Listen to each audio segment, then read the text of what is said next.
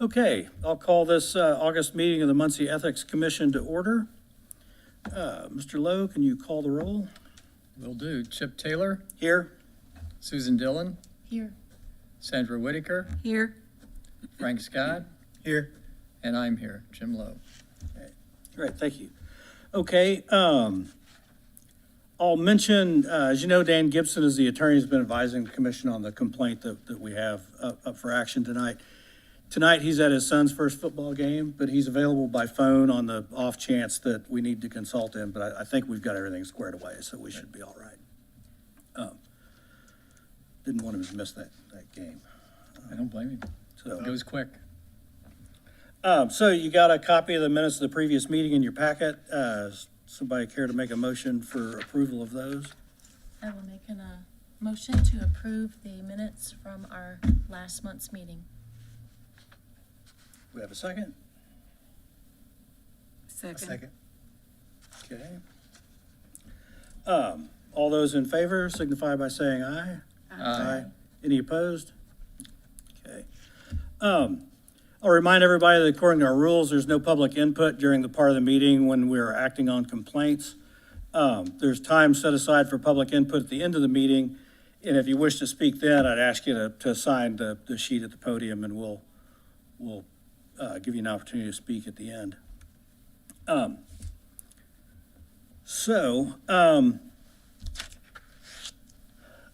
So we've got further action to be taken on complaint EC 25-14. The first item is to accept the report of investigation for EC 25-14.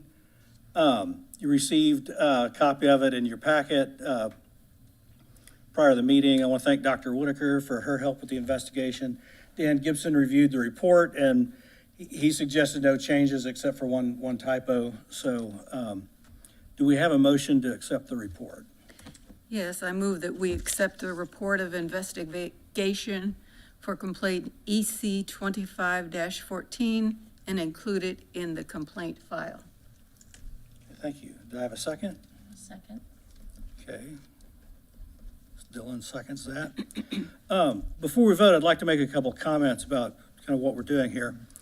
So normally, according to Robert's Rules of Order, bodies don't vote to accept a report, right? A lot of times reports include recommendations, and the report's the report, and then, the body either acts on the recommendations or it doesn't. This report doesn't make any recommendations, but it does state Dr. Whitaker's and my conclusion about whether there's probable cause to sustain a violation of the ethics code. So you might read the report and agree with our conclusion, or you might review the information we provided and you disagree. Your agreement or disagreement would determine how you vote on whatever course of action is proposed later in the meeting, the next step. So I'd suggest this vote is not a vote about whether you necessarily agree with the conclusions, but rather a vote about whether the report is complete and provides you the information you need to decide the next action to take on the complaint. This isn't necessarily just a formality. It's possible that someone might not want to accept the report. For example, if it didn't clearly state a conclusion about probable cause, which was kind of the point of the report, you might not want to accept it because it doesn't give you a conclusion. We've clearly stated our conclusions. Or if there are lines of inquiry that we ignored, right? So we discussed this with the attorney in executive session, and we discussed what the potential violations were. We investigated the potential violations that were in the complaint. So I think we've pursued all the lines of inquiry that were available to us.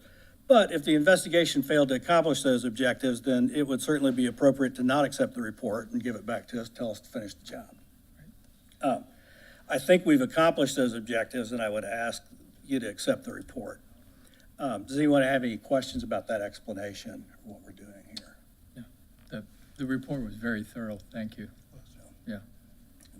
Thanks. Okay, then, I guess let's call the roll on accepting the report. Chip Taylor, Yes.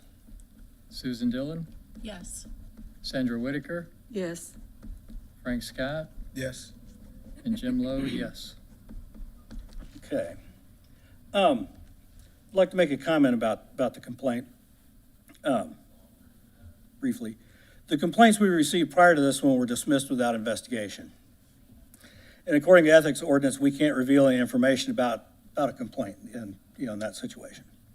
This complaint was investigated, so we can say something more about it. I'm not going to identify the complainant or the respondent or discuss detailed information from the complaint, but I'll say this just for public information. The allegation we investigated concerns the disclosure of confidential information. The Code of Ethics defines confidential information in Section 40.01C and specifies the conditions under which it may or may not be divulged or disclosed in Section 40.11. And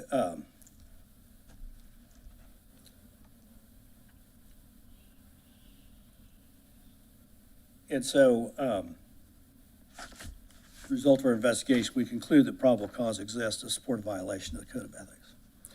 So do I have a motion for further action on the complaint?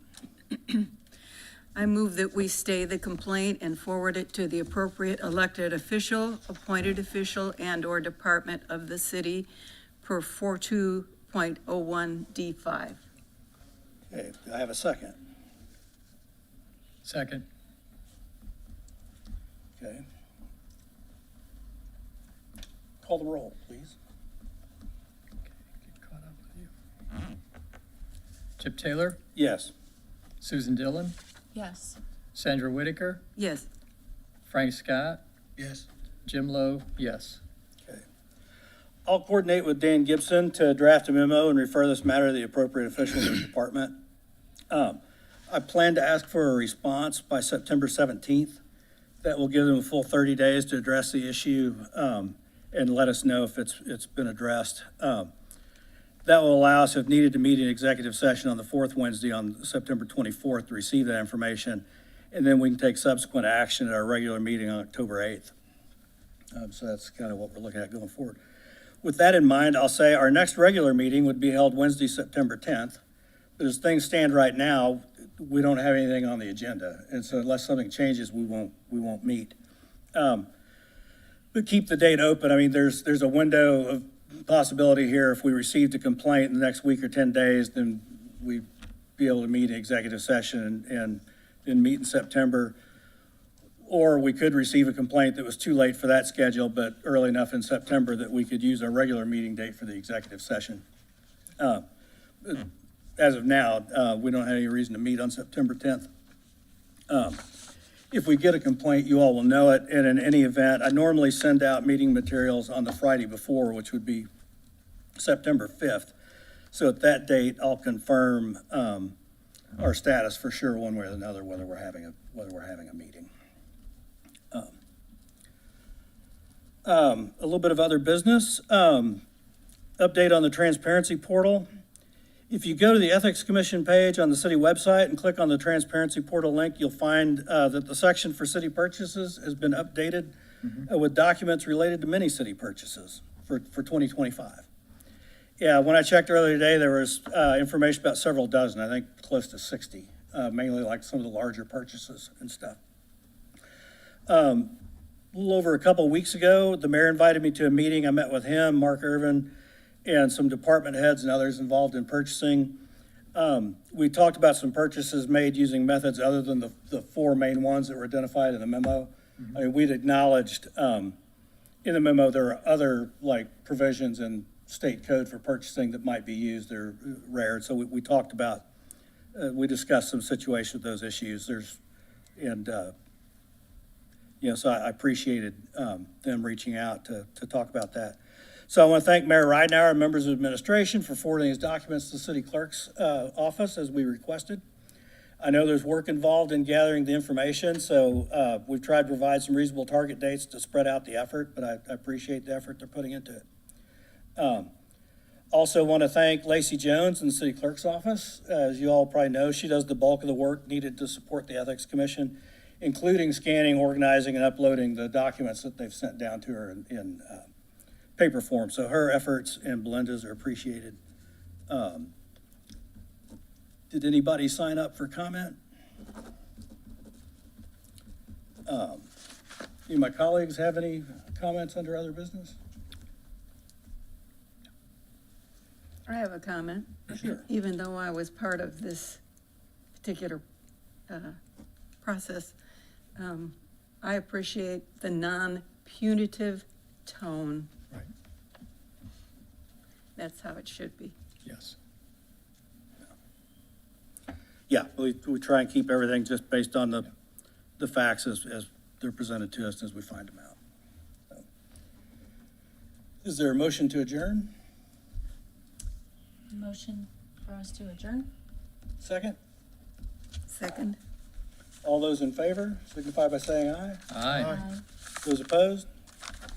Okay. We're adjourned.